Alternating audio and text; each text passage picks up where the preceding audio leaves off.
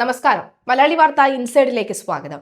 ഇന്നലെ രാത്രിയോടുകൂടി മണിയാശാന്റെ മണിയുടെ ഒരു ഫേസ്ബുക്ക് പോസ്റ്റ് വരികയാണ്. അങ്ങനെ ആദ്യമായിട്ട് മണിയാശാന്റെ വായിൽ നിന്ന് വന്ന അല്ലെങ്കിൽ മണിയാശാന്റെ ഫേസ്ബുക്ക് പോസ്റ്റ് കണ്ട് കൈയടിച്ചു പോയി ജനങ്ങൾ.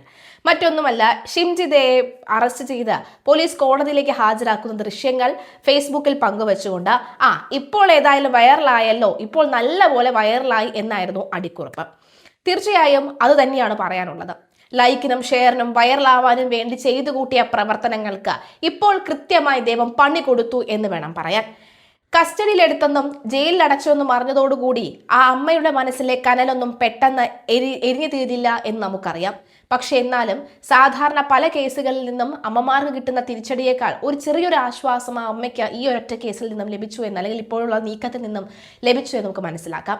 ബസ്സിൽ ലൈംഗിക അതിക്രമം നടത്തിയെന്ന് ആരോപിച്ച് സമൂഹ മാധ്യമങ്ങളിൽ വീഡിയോ പ്രചരിപ്പിച്ചതിനെ തുടർന്ന് കോഴിക്കോട് ഗോവിന്ദപുരം സ്വദേശി ദീപക് ജീവനൊടുക്കിയ സംഭവത്തിൽ അറസ്റ്റിലായ പ്രതി ഷിംജിത റിമാൻഡിലാണ്. കുന്നമംഗലം 1-ാം ക്ലാസ് മജിസ്ട്രേറ്റ് കോടതിയാണ് 14 ദിവസത്തേക്ക് ഷിംജിത മുസ്തഫയെ റിമാൻഡ് ചെയ്തത്. കോടതിയിൽ കനത്ത സുരക്ഷയാണ് പോലീസ് ഏർപ്പെടുത്തിയിരിക്കുന്നത്. ജാമ്യം നൽകണമെന്നും ഷിംജിത കോടതിയിൽ ആവശ്യപ്പെട്ടിരുന്നു. റിപ്പോർട്ട് വരുമ്പോൾ പരിഗണിക്കാമെന്നായിരുന്നു കോടതിയുടെ മറുപടി. ഷിംജിതയെ മഞ്ചേരി ജയിലിലേക്ക് മാറ്റുകയും ചെയ്തു. ഇന്നലെ വൈകുന്നേരം വടകരയിലെ ബന്ധുവീട്ടിൽ നിന്നുമാണ് ഷിംജിതയെ പോലീസ് അറസ്റ്റ് ചെയ്തത്.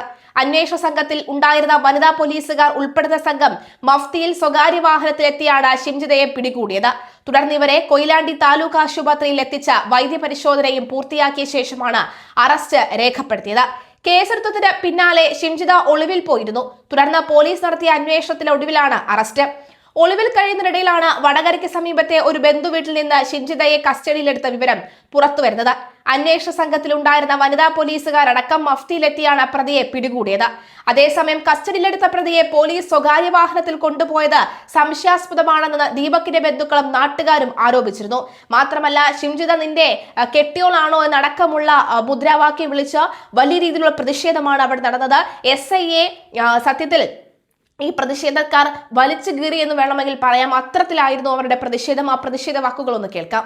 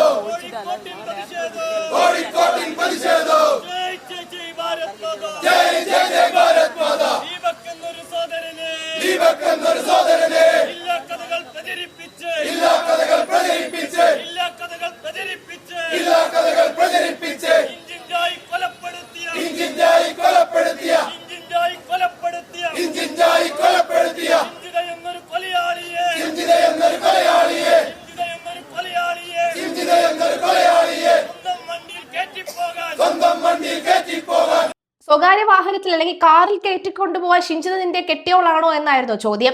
BJP പ്രവർത്തകരുടെ മുദ്രാവാക്യം വിളിയിൽ അക്ഷരാർത്ഥത്തിൽ നാട്ടുകാരും ബന്ധുക്കളും എല്ലാവരും ഏറ്റെടുക്കുകയായിരുന്നു. സ്ത്രീ പ്രതിയായി മാറുമ്പോൾ കിട്ടുന്ന ഒരു തരത്തിലുള്ള ഒരു സേഫ് കളി അത് പലയിടത്തും കിട്ടാറുണ്ട്. ഇതേ രീതി തന്നെയാണ് PP ദിവ്യയ്ക്ക് മുൻപ് കിട്ടിയിരുന്നത്. അങ്ങനത്തെയുള്ള രീതികൾ ഇപ്പോഴും വെച്ചു തുറന്ന് പോയി കഴിഞ്ഞാൽ നാട്ടുകാർ കയ്യും കെട്ടി നോക്കി നിൽക്കില്ല എന്നൊരു മുദ്രാവാക്യവും നൽകിയിരുന്നു. വലിയ രീതിയിലുള്ള പ്രതിഷേധങ്ങൾ ആണ്, ആക്രമണങ്ങളും ആക്രോശങ്ങളും കല്ലെറികളും അടക്കമുള്ളവയാണ് കിട്ടിയിരുന്നത്. ചീമുട്ടയർ അടക്കമുള്ളവയും കിട്ടിയിരുന്നു. പോലീസിന്റെ രഹസ്യ നീക്കങ്ങളിൽ സംശയമുണ്ടെന്നും ഇവർ പ്രതികരിച്ചു. സംഭവം നടന്ന് 6ാം ദിവസമാണ് ഷിജിത അറസ്റ്റിലാവുന്നത്. വെള്ളിയാഴ്ചയായിരുന്നു കേസിനാസ്പദമായ സംഭവം. പയ്യന്നൂരിലെ ബസ് യാത്രക്കിടെ ലൈംഗിക അതിക്രമം നേരിടേണ്ടി വന്നുവെന്ന് ചൂണ്ടിക്കാട്ടി ഷിംജിത ഇൻസ്റ്റാഗ്രാമിൽ പോസ്റ്റ് പങ്കുവച്ചിരുന്നു.